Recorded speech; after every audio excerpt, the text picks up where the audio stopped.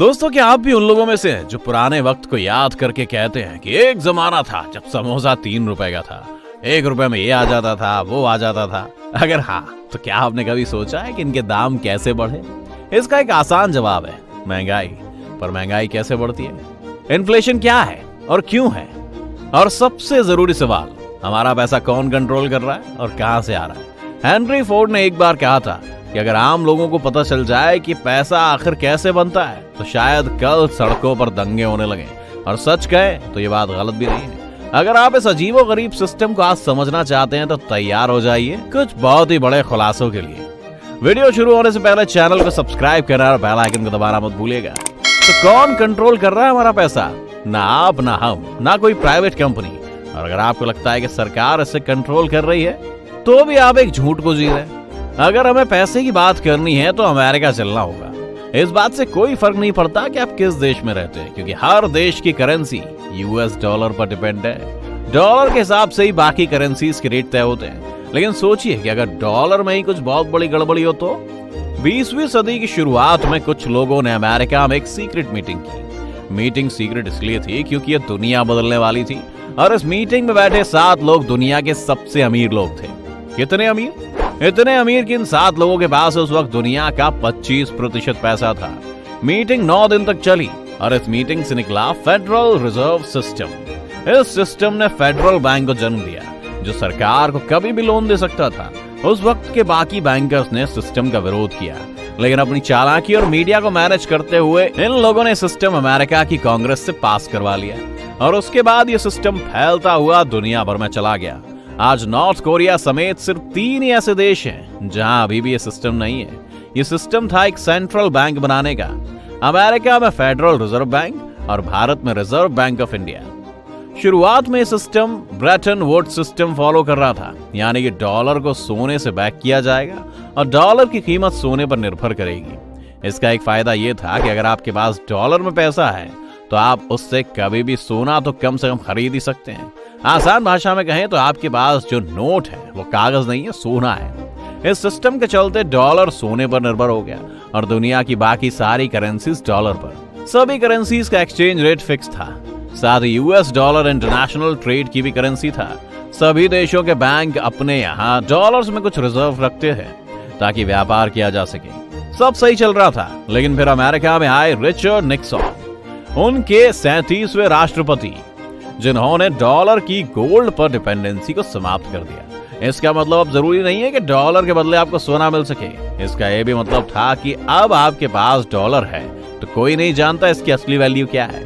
बस सरकार ने आपसे वादा किया हुआ है कि इसकी कुछ वैल्यू है, इसीलिए उसकी वैल्यू है। जैसे ये हुआ, दुनिया की सभी करेंसीज पर इसका प्रभाव पड़ा, जो आज तक देखा जा सकता है। किसी को नहीं पता कि आपके पास पैसे का मूल्य क्या है, क्योंकि इसका कोई मूल्य है ही नहीं। ये वो सरकार द्वारा किया गया वादा है, और वादा भी भारत की सरकार ने नहीं, अमेरिका की सरकार ने आपसे किया हुआ है, क्योंकि हमारा पैसा तो अमेरिका के कंट्रोल में है। अब इतना समझने के बाद आते हैं इस बात पर कि पैसा बनता कैसे।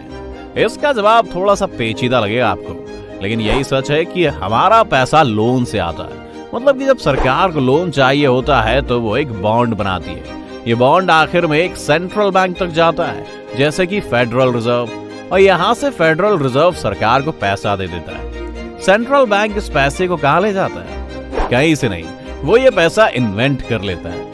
हर एक लोन के साथ नया पैसा इन्वेंट किया जाता है, जो धीरे धीरे अर्थव्यवस्था का हिस्सा बन जाता है।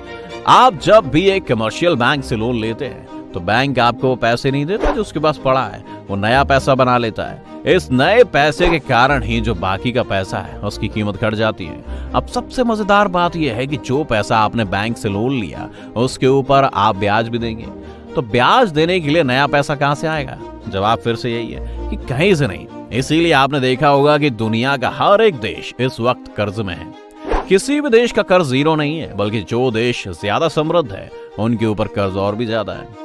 ज्यादा कर्ज का मतलब है लोगों के पास पैसा ज्यादा है, और लोगों के पास ज्यादा पैसा है तो इसका मतलब है लोग ज्यादा पैसा खर्च कर रहे हैं, और आपके देश में ज्यादा प्रोडक्शन हो रहा है, और ज्यादा प्रोडक्शन का मतलब है ज्यादा बड़ी जीडीपी।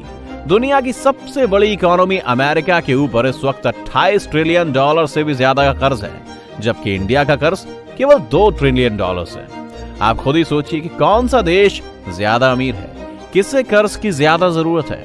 पड़ोसी देश चीन का भी कर्ज हमसे कहीं ज्यादा है और नए आंकड़ों के मुताबिक 11 ट्रिलियन से ज्यादा है। इस तरह के सिस्टम को डेट बेस्ड सिस्टम कहा जाता है, जो आज हम इस्तेमाल कर रहे हैं। यानी असल मायने में देखा जाए तो ये उधार या डेट ही असल में पैसा है। अगर सभी सरकारें और सभी लोग कल अपना पूरा लोन चुका दें तो इसके बाद नया पैसा नहीं बनाया जा सकता और सारी ग्रोथ रुक जाएगी। इसलिए आपने देखा होगा कि जब किसी देश में आर्थिक संकट आता है तो सबसे पहले वहां के बैंक ब्याज दर को कम कर देते हैं ताकि लोग लोन ले सकें और लोन लेने पर नया पैसा मार्केट में चला जाए। अगर आप भी अभी काफी लोगों की तरह कंफ्यूज हैं तो इसे फिर से देखते हैं। डेट ही पैसा है। जब सरकार या आप लोन लेते हैं तो सेंट्रल बैंक को यह मौका मिल जाता है कि वो नया पैसा सर्कुलेशन में ला सके।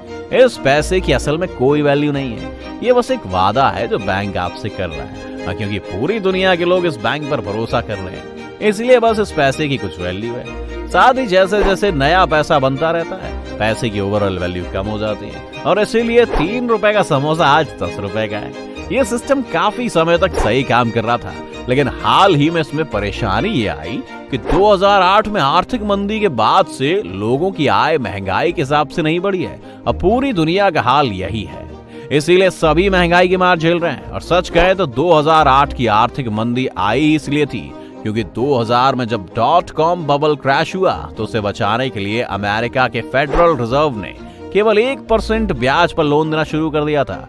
इस लोन का फायदा कुछ और लोगों ने गलत तरीके से उठाया, पर बात यह है कि अमेरिका में हुई अमेरिकन द्वारा की गई गलती का भुगतान पूरी दुनिया ने किया।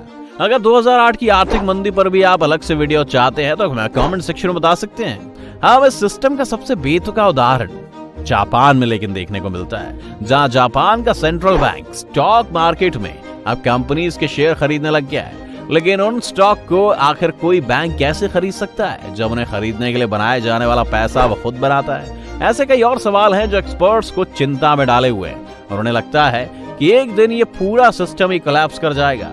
इसलिए अमीर लोग बैंक में पैसा जमा करने के बजाय एसेट्स जैसे जमीन, तेल, सोने, हीरो और आर्ट्स में अपना पैसा इन्वेस्ट करके रखते हैं। उम्मीद है आपको हमारा वीडियो पसंद आया होगा। वीडियो पसंद आया तो वीडियो को लाइक करें और चैनल को सब्सक्राइब करना ना भूलें।